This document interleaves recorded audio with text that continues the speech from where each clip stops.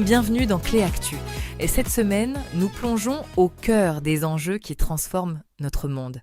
De la régulation de l'intelligence artificielle en Europe aux turbulences géopolitiques qui secouent les marchés de l'énergie, en passant par l'impact grandissant du climat sur nos infrastructures et les avancées spectaculaires de l'exploration spatiale. Marc, Julie, prêts pour décrypter cette actualité foisonnante ? On commence avec l'intelligence artificielle, un domaine en pleine ébullition. L'Union européenne vient de mettre en application de nouvelles dispositions de son AI Act, le règlement pionnier sur l'IA. Désormais, les contenus générés par IA devront être étiquetés et l'UE se dote de pouvoirs étendus pour contrôler les grands modèles. Marc, est-ce un tournant dans la course à l'IA ? Absolument, Sophie. L'AI Act est une tentative ambitieuse de l'UE pour imposer un cadre éthique et transparent, ce qui est louable. Cependant, l'intégration de l'IA générative dans les entreprises se poursuit à un rythme effréné, porté par des géants comme OpenAI et Google, souvent basés aux États-Unis ou en Chine. Le défi pour l'Europe est de réguler sans freiner l'innovation, surtout face à des puissances qui n'ont pas les mêmes contraintes.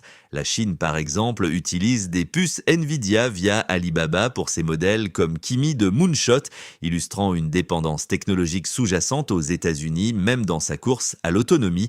C'est une compétition triangulaire où chaque acteur joue sa partition avec de forts enjeux de souveraineté technologique et économique. Je crois que cette réglementation est essentielle pour la confiance des citoyens.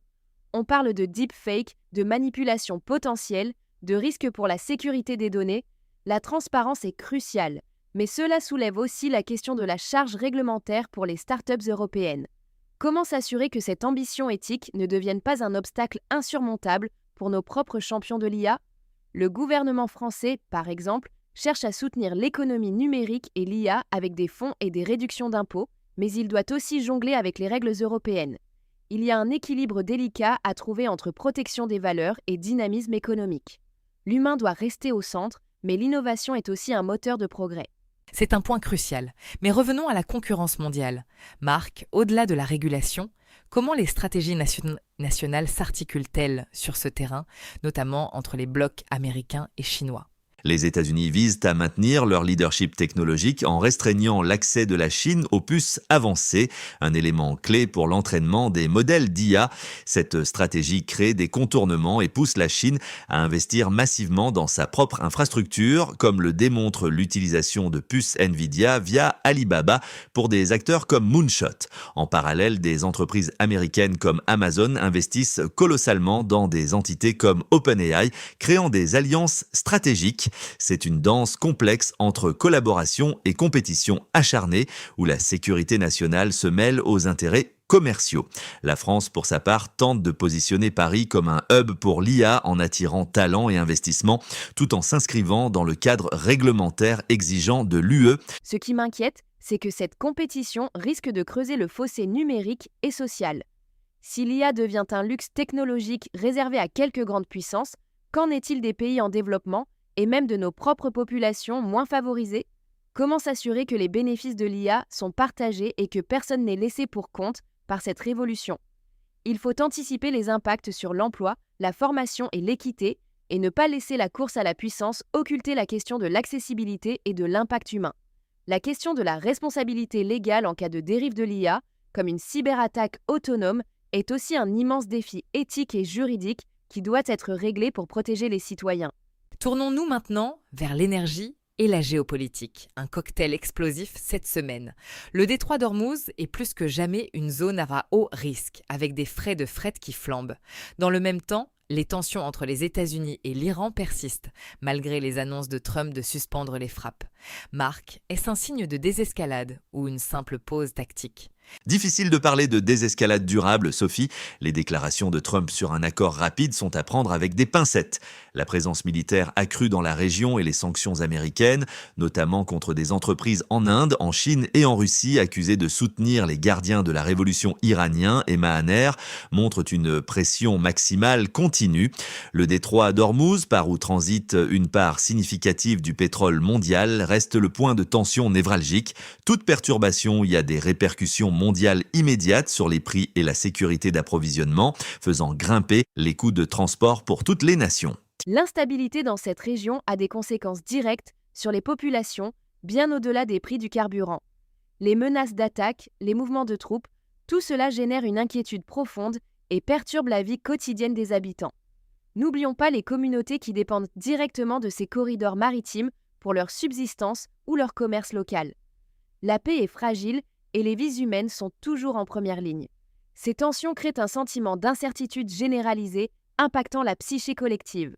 Et cette semaine, on apprend que la Russie, sous le coup des sanctions et des frappes de drones ukrainiens sur ses raffineries, a importé de l'essence du Maroc.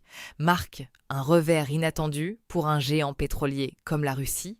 C'est un développement très symbolique, Sophie, que la Russie, un des plus grands producteurs mondiaux, doive importer du carburant raffiné, même une quantité relativement modeste de 30 000 tonnes du Maroc, est une preuve directe de l'efficacité des attaques ukrainiennes sur ses infrastructures énergétiques. Cela montre aussi la résilience et l'adaptabilité du marché pétrolier, avec de nouvelles routes commerciales qui se dessinent sous la contrainte.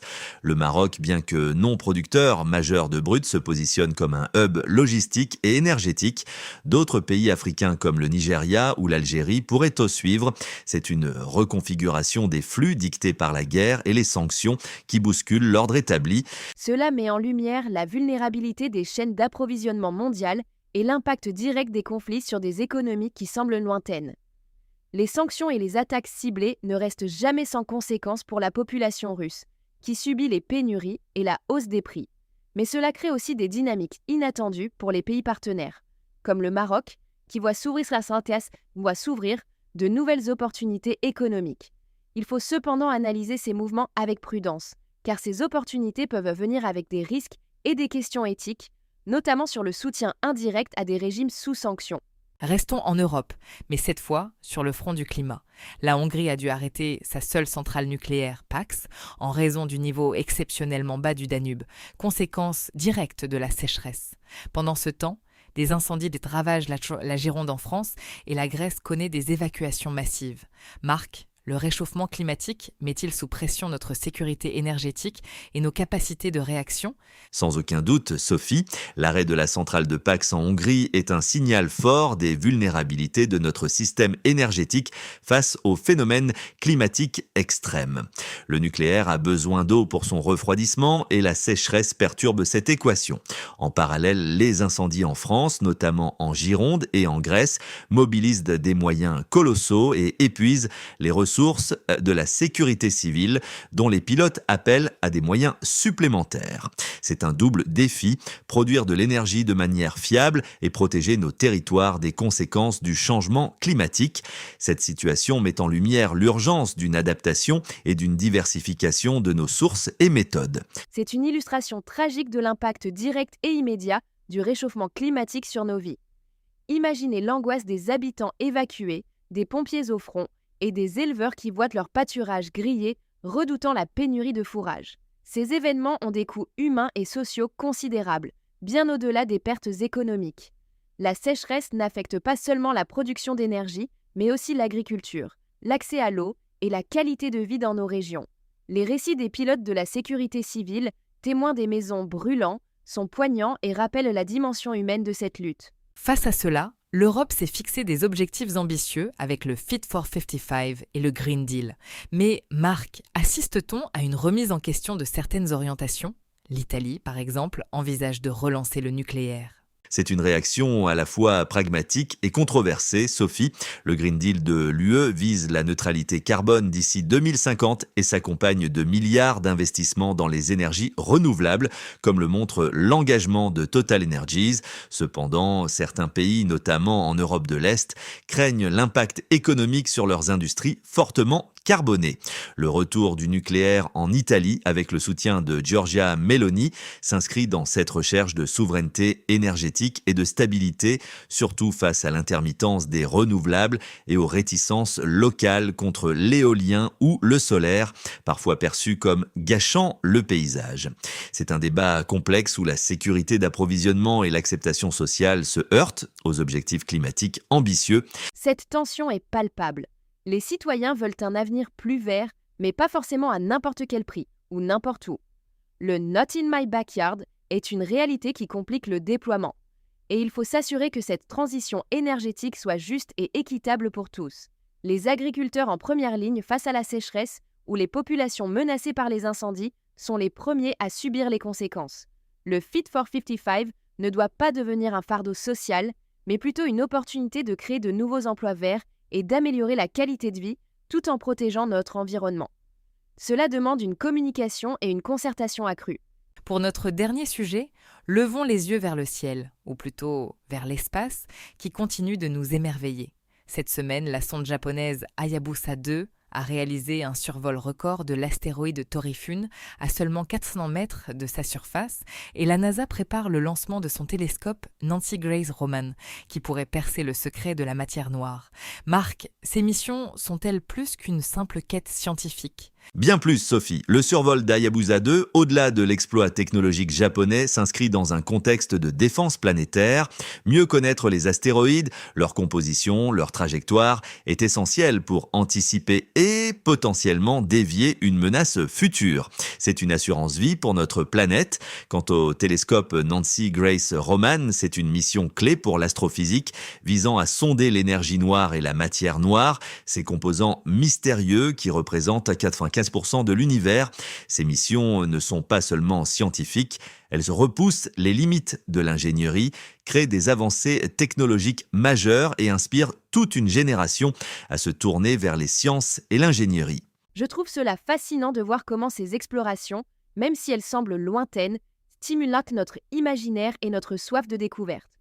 Elles rappellent aussi la collaboration internationale, car ces projets sont souvent des efforts conjoints qui dépassent les frontières. Et d'un point de vue humain, comprendre les origines de l'univers, c'est aussi mieux nous situer collectivement dans le cosmos et nous pousser à réfléchir à notre place et à notre avenir. C'est une quête de sens profonde et universelle. C'est vrai que l'espace fait toujours rêver. Y a-t-il d'autres implications que nous ne percevons pas forcément au quotidien de ces grandes missions ? Absolument. Ces technologies développées pour l'espace ont des retombées inattendues ici-bas, que ce soit dans l'imagerie médicale, les matériaux avancés ou même des algorithmes de calcul plus performants. C'est un moteur d'innovation constant pour de nombreux secteurs industriels. De plus, la compétition spatiale est aussi une composante de la puissance géopolitique, chaque succès renforçant le prestige national et l'expertise technologique d'un pays. Il y a une dimension stratégique considérable derrière chaque lancement et chaque nouvelle découverte. Mais il faut aussi s'assurer que cette course à l'espace ne se fasse pas au détriment des défis plus immédiats sur Terre, ou qu'elle ne crée pas de nouvelles formes de pollution spatiale avec l'accumulation de débris. L'équilibre est toujours délicat entre l'ambition et la responsabilité. Cependant, l'idée que nous puissions un jour protéger notre planète d'une menace cosmique ou percer les plus grands mystères de l'univers donne une perspective inspirante à nos efforts collectifs et renforce le sentiment d'appartenance à une même humanité. C'était Clés Actu. Merci de nous avoir écoutés et à vendredi prochain.